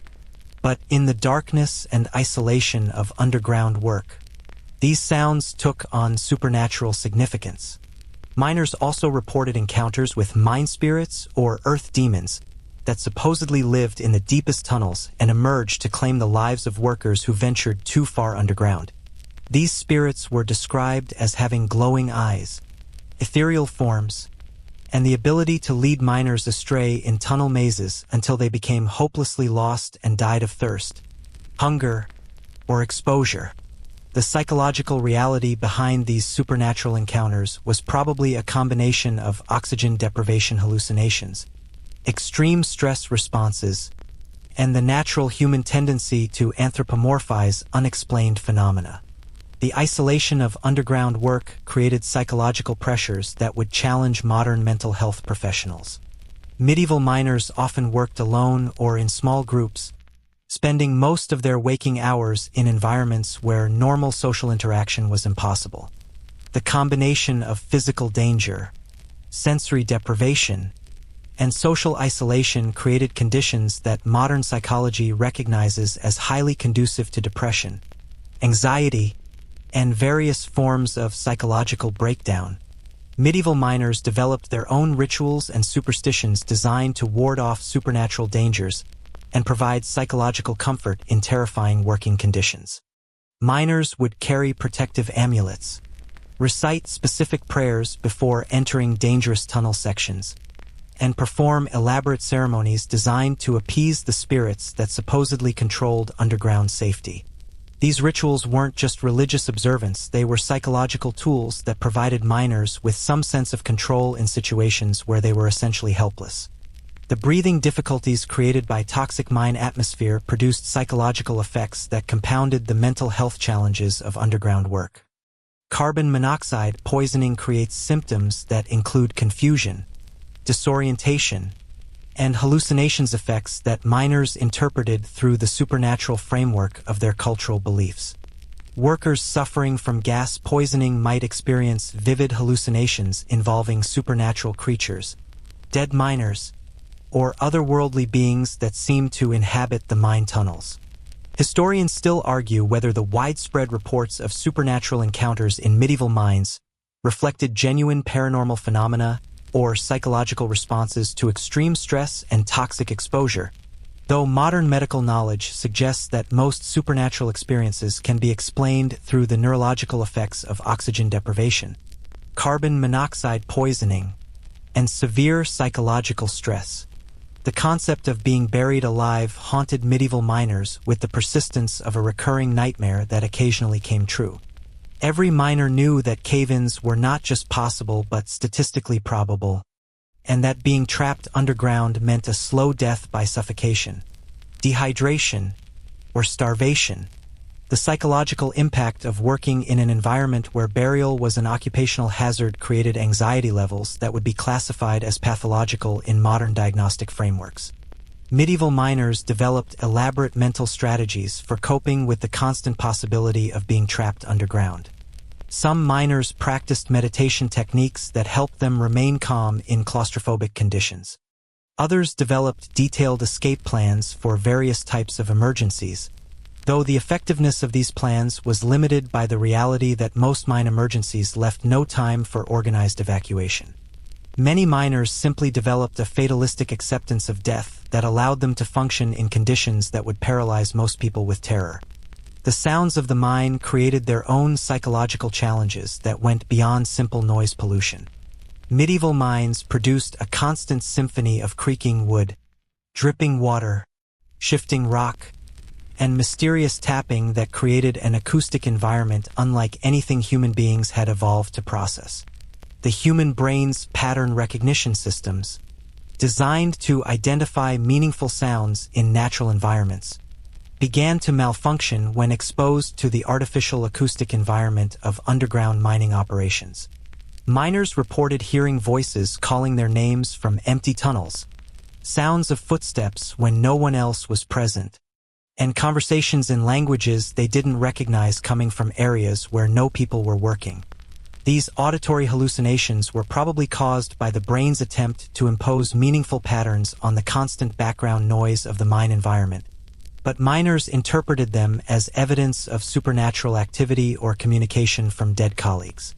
The complete absence of natural light cycles in underground work disrupted circadian rhythms in ways that modern sleep medicine recognizes as profoundly damaging to mental health.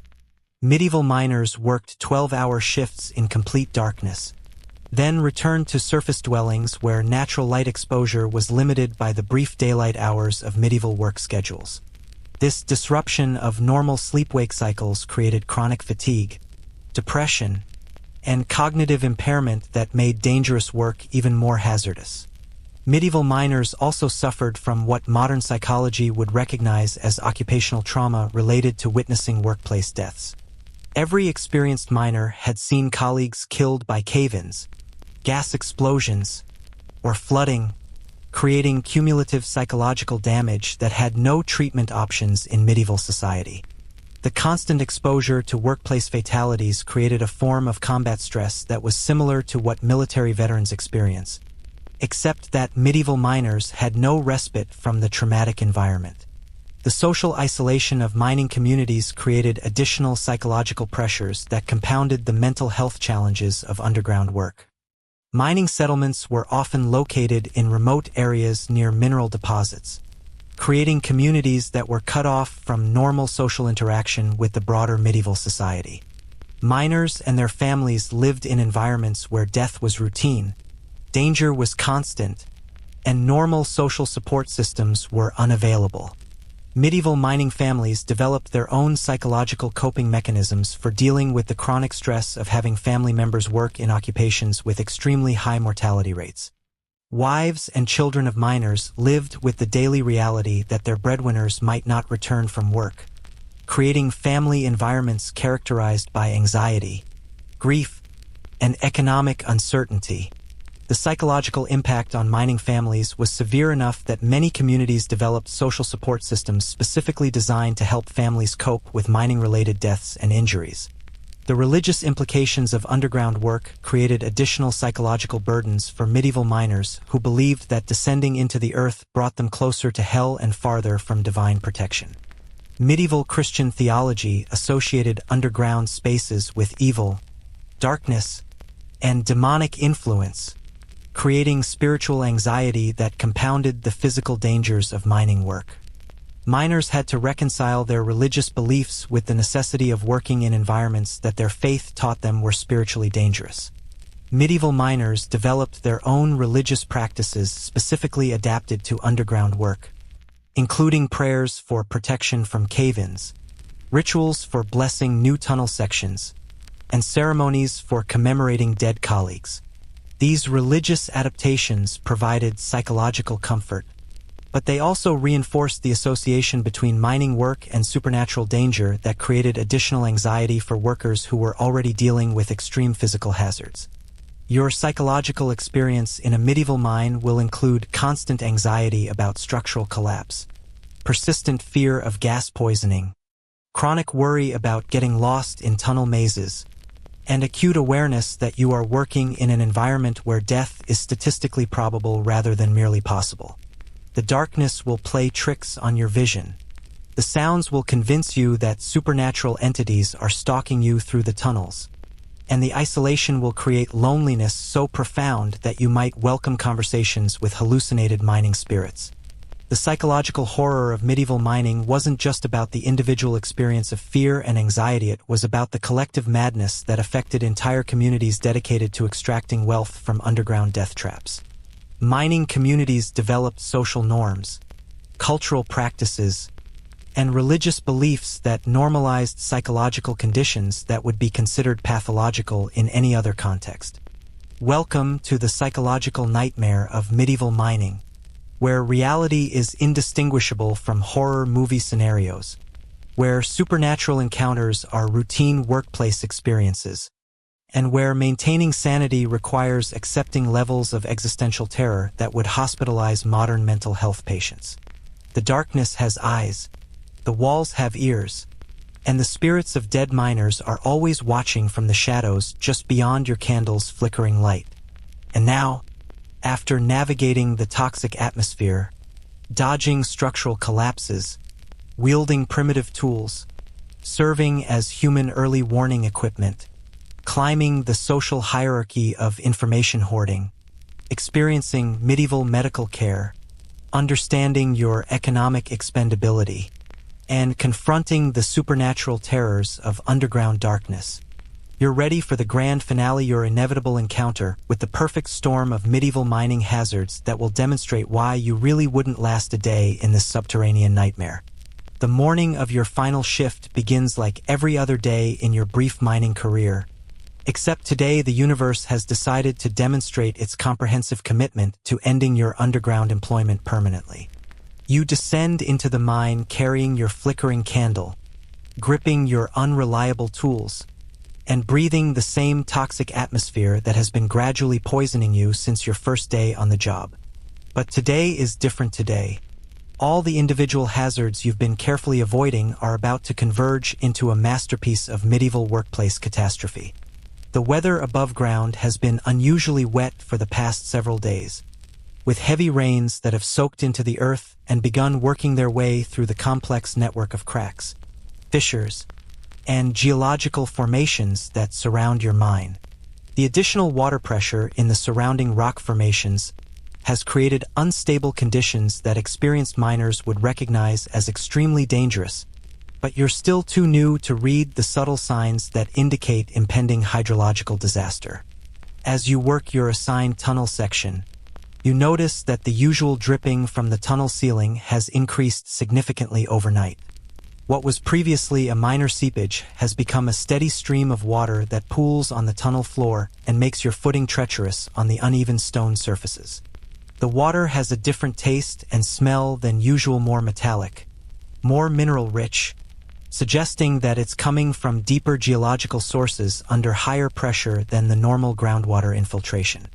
The wooden supports around you are creaking more persistently than usual, producing the kind of sustained groaning sounds that experienced miners would recognize as timber under extreme stress. The additional water infiltration has increased the weight load on support structures that were already operating at the margins of their structural capacity. The wet conditions have also accelerated the decay of wooden supports that were already compromised by years of moisture, fungal growth, and insect damage. Your candle flame begins behaving erratically, flickering in air currents that seem to be coming from multiple directions simultaneously. This suggests that the normal air circulation patterns in the mine have been disrupted, possibly by structural changes that have opened new passages or blocked existing ventilation routes. The disrupted airflow means that dangerous gases might be accumulating in areas where they normally wouldn't collect, creating invisible pockets of toxic or explosive atmosphere in familiar tunnel sections.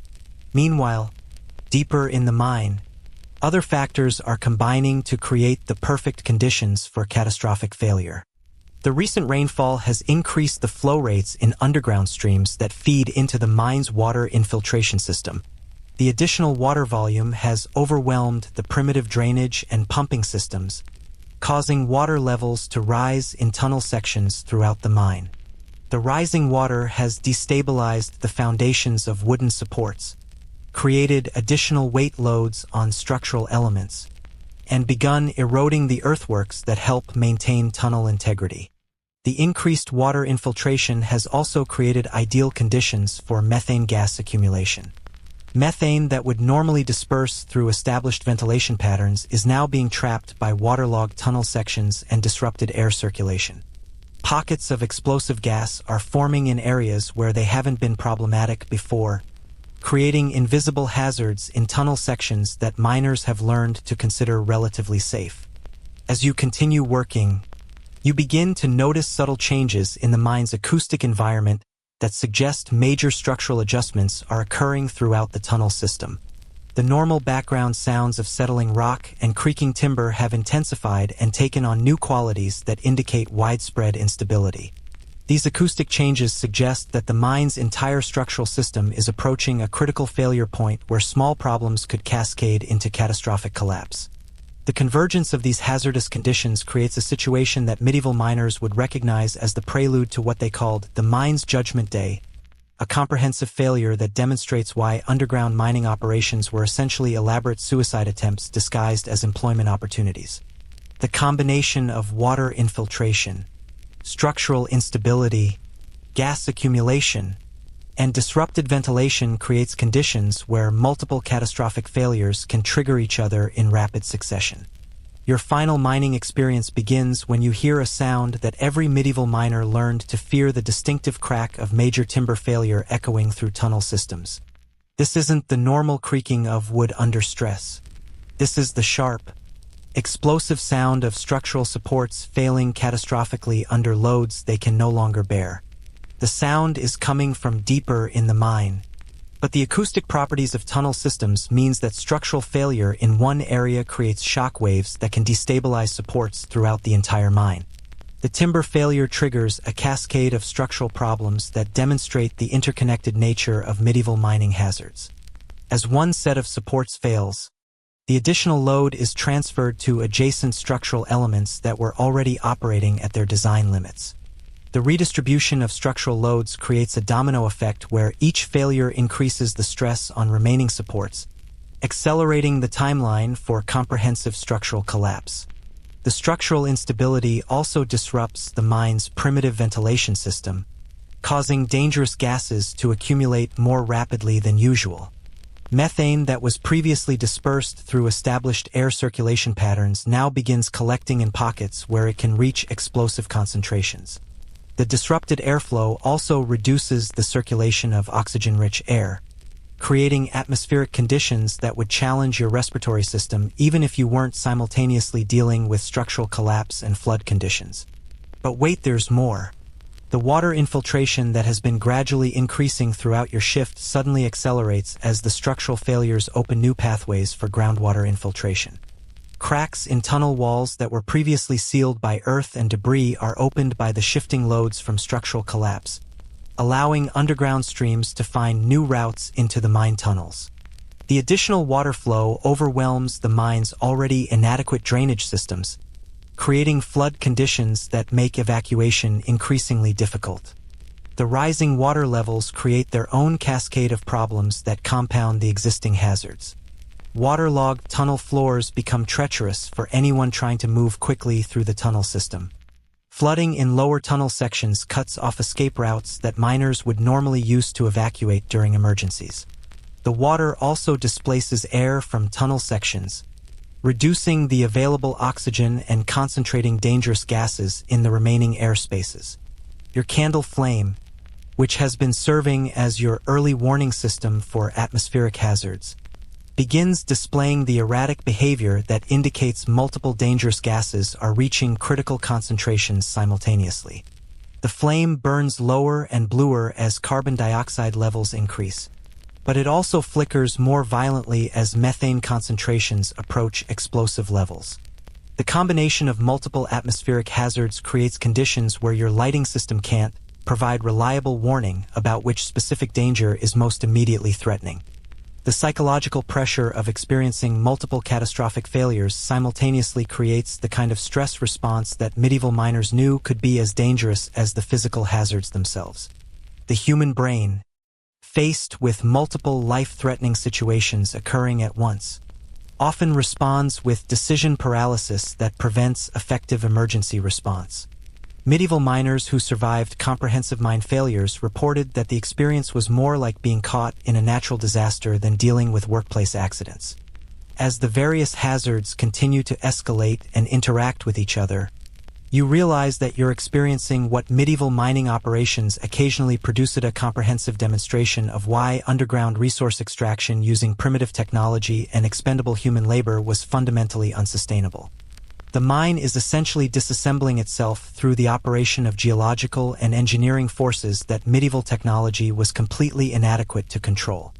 The structural collapse continues to accelerate as failing supports transfer loads to adjacent timber elements that lack the capacity to handle additional stress.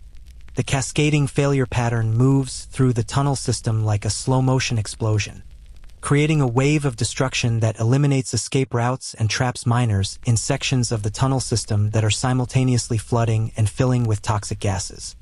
Your final moments in the medieval mine provide a comprehensive education in the interdependent nature of mining hazards that made underground work statistically unsurvivable for most people who attempted it.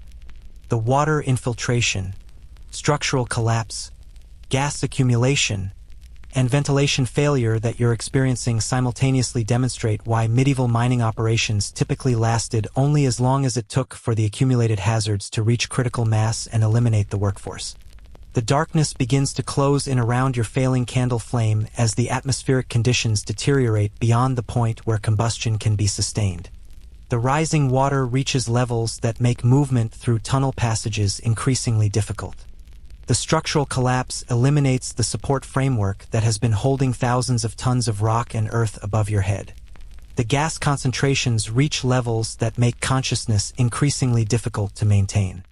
Welcome to your final lesson in medieval mining education, where all the individual hazards you've been learning to avoid converge into a comprehensive demonstration of why underground resource extraction was essentially a creative form of mass suicide. Your employment in this industry has reached its statistically predictable conclusion. Your replacement has probably already been hired, and your contribution to medieval economic development has been recorded in the account ledgers as an acceptable business expense. The mine has delivered its final judgment on your suitability for underground work, and the verdict is the same one that medieval mining operations delivered to most of their employees. You came seeking employment and found education. You sought wages and discovered the true cost of extracting wealth from beneath the earth.